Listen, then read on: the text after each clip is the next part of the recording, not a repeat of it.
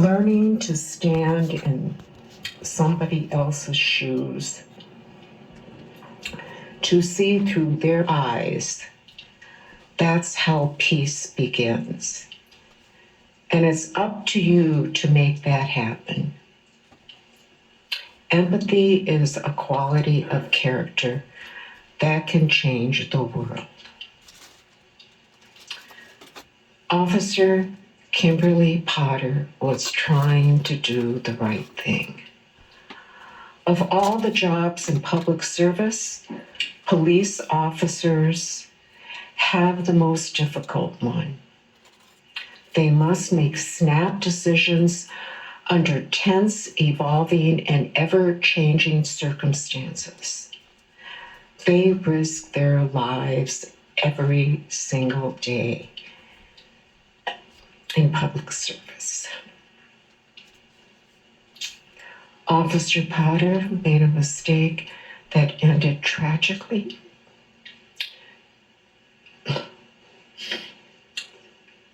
She never intended to hurt anyone. Her conduct cries out for a sentence significantly below the guidelines.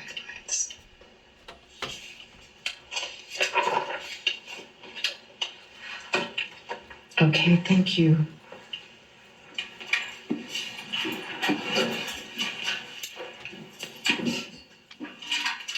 Good day to you. This is Peter Alexander here in Washington, D.C. Andrea Mitchell will join us live from Munich in just a moment, but we begin with that breaking news, that emotional moment you just witnessed with even the judge, Regina Chu, becoming emotional as she detailed the reasoning behind the sentence that she gave to former police officer Kim Potter. Potter has now just been sentenced following her conviction in the fatal shooting of Dante Wright during a traffic stop that took place in April of last year. NBC News correspondent Shaquille Brewster is joining us now from Minneapolis here. And in this case, Shaq, the prosecution was asking for more than 7 years for a person with no criminal history like Potter. The state sentencing guidelines say that she would have been eligible to get between 6 and 8.5 years. The sentence now just 2 years, only 18 of them served behind bars.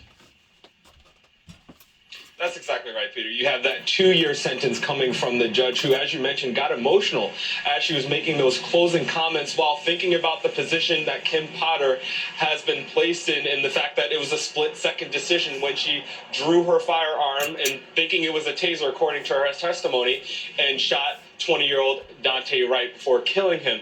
You know, one thing that we heard, and it gets a little bit complicated in terms of the numbers that were that were possible here in terms of the sentence. The prosecution said that they wanted that presumptive sentence, as the state suggests, the state guidelines suggest, they wanted a presumptive sentence of about 7 years for Kim Potter to serve in prison. That was right in the middle of that range that sentencing guidelines place.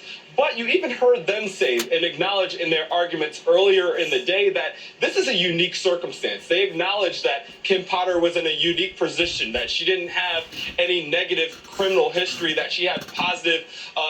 Neither did my brother, David Jeffrey Jackson, that was treated unlawfully by the law in Weakley County. Not once, not twice, but several different times, even by hiring attorneys, still could not get this matter resolved that was happening at 291 Thompson Road, Sharon, Tennessee. That's the reason why I say that the judicial system in Dresden, Tennessee should be partially held accountable for an illegitimate death that happened to my brother, because they sat back and allowed for this community to explode on the Jackson family simply because I come back to finish out my remaining years on my own estate that was rightfully mine. And then to think that they was going to turn it around and then put the blame off on me, like I committed my own brother's death. it speaks volumes about what type of people that would stoop so low here in this community in trying to destroy not just one person's life, but two. That's right. They was upset that David had died and not Dennis James Jackson. And because of it, they was lashing out even after his death. You killed your brother. You killed your brother. You pedophile. You was having sex with your brother.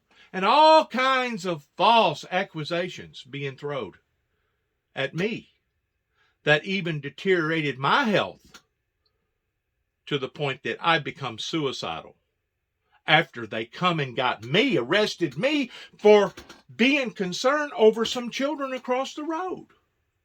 This has got to be the most craziest thing that has ever happened pertaining to an unjust case that is unjustified in every way imaginable towards what has happened here in Weakley County, Tennessee. And like I said a while ago, if they don't own up to their mistakes now, oh, you can bet your sweet dollar they'll own up to it in front of the great white throne judgment, because they will be